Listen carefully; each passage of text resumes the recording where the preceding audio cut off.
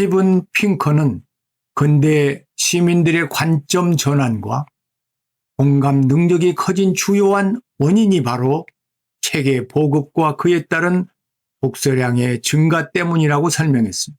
즉 그 시기 인쇄기술의 발달로 책이 대량으로 찍히고 널리 보급되었으며 시민들의 폭발적인 독서량의 증가가 결과적으로 사람들의 도덕성을 키워주었다는 것입니다.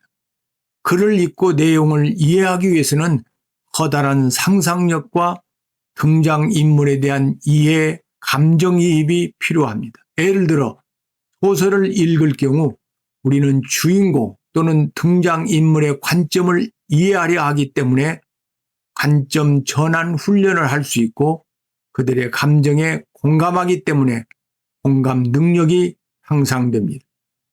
글을 읽는다는 것은 1차적으로 저자나 등장인물의 사상과 생각, 관점을 이해하는 일입니다. 이를 위해서는 상상력과 이해, 감정이입이 필요합니다. 이 과정에서 관점 전환 훈련과 공감 능력이 향상됩니다. 독서를 통해 시공간적으로 멀리 떨어져 있는 사람들의 마음을 이해할 수 있고 공감하게 됩니다. 그러므로 올바른 독서를 하면 열린 생각과 공감의 따뜻함이 넘쳐나게 됩니다. 슈테판 츠바이크에 의하면 인류의 활동은 두 가지 발명에 의해 비약적인 발전을 했다. 공간에서의 활동은 차륜을 따라서 움직이고 정신의 활동은 문자에 의존했다. 독서는 역사 속에서 검증된 변화의 힘입니다. 독서를 통해 위대한 스승을 만나게 되며 생각의 한계를 극복하게 되고 편협함에서 벗어나게 됩니다.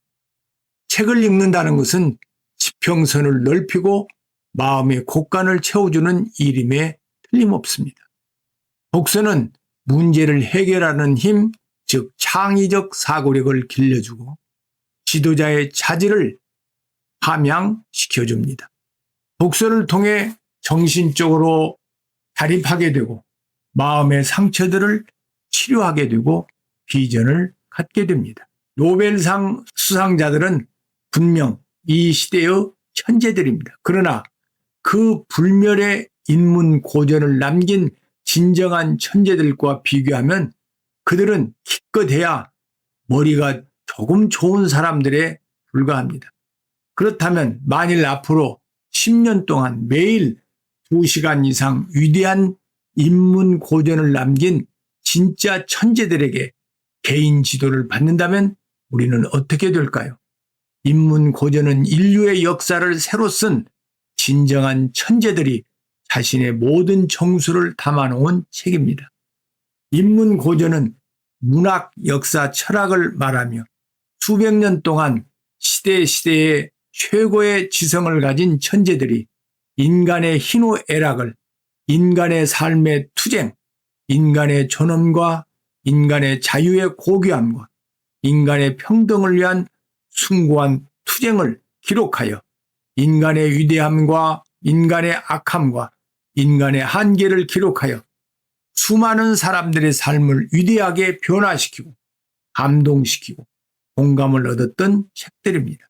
사람들이 쓴 책으로도 사람들이 이렇게 큰 영향을 받고 천재로 성장합니다. 그런데 하물며 성령으로 감동된 사람들을 통해 하나님이 쓴 책을 읽으면 어떻게 되겠습니까? 너희는 여호와의 책을 자세히 읽어봐라. 이것들이 하나도 빠진 것이 없고 하나도 짝이 없는 것이 없으리니 이는 여호와의 입이 이를 명령하셨고 그의 신이 이것들을 모으셨음이라고 하셨습니다. 이 세상에는 큰 나라지만 작은 나라가 있고 작은 나라지만 큰 나라가 있습니다. 러시아는 큰 나라입니다. 그러나 막상 들어가 보면 너무나 작은 나라입니다. 먹을 것이 없어서 고생하는 거지 나라입니다. 그러나 이스라엘은 작지만 큰 나라입니다. 이스라엘을 가리켜 작지만 큰 나라라고 말하고 있습니다. 땅이 작지만 세계를 지배하고 있습니다. 국민 수가 작지만 큰 일을 하고 있는 나라이기 때문에 생긴 별명입니다. 유대인의 총 인구는 1,500만에서 1,600만입니다. 미국에 684만 명, 이스라엘에 약 500만 명입니다. 세계 인구의 0.2%에 불과합니다. 그런데 세계 역사에 가장 창조적인 일을 한 민족이라고 알려져 있습니다. 이스라엘 영토는 27,700평방킬로미터입니다. 강원도, 경기도를 합한 크기입니다. 그러나 큰 나라입니다. 이 세상에서는 크지만 작은 사람이 있고 작지만 큰 사람이 있습니다. 골리앗은 큰 사람 같지만 17살 된 다윗에게 질 정도로 작은 사람이었습니다. 다윗은 작은 사람 같지만 나라를 블레셋으로부터 구원한 큰 사람이었습니다. 이스라엘 백성들, 유대인은 작은 것 같지만 큰 사람들입니다. 지금까지 노벨상을 받은 사람을 가장 많이 배출한 나라가 유대인입니다. 노벨상을 수상한 사람들은 지금까지 모두 300명 정도입니다. 그 중에 93명이 유대인입니다. 약 3분의 1이 유대인입니다.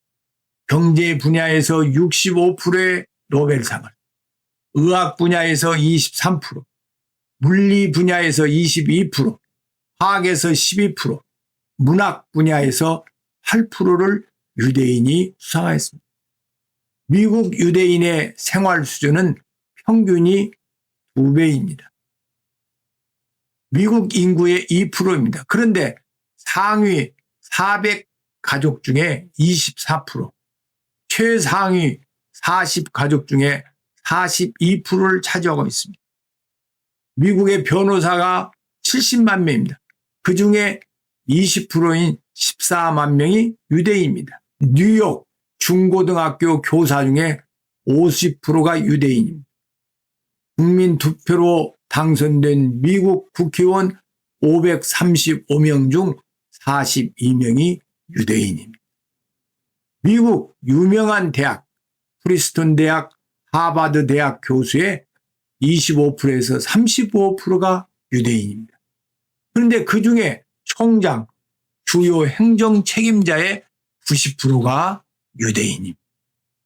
세계 속에 영향을 미친 유대인 100명이란 책을 보면 모세, 솔로몬, 예수님, 바울, 공산주의 창시자 칼막스, 심리학자 프로이드, 아가 샤갈, 상대성 이론가 아인슈타인, 세계적 주의자 번스타인, 외교가 키신저, 쉰들러 리스트, 쥘라기 공원 영화를 만든 스필버그 등 모두가 다 유대인입니다.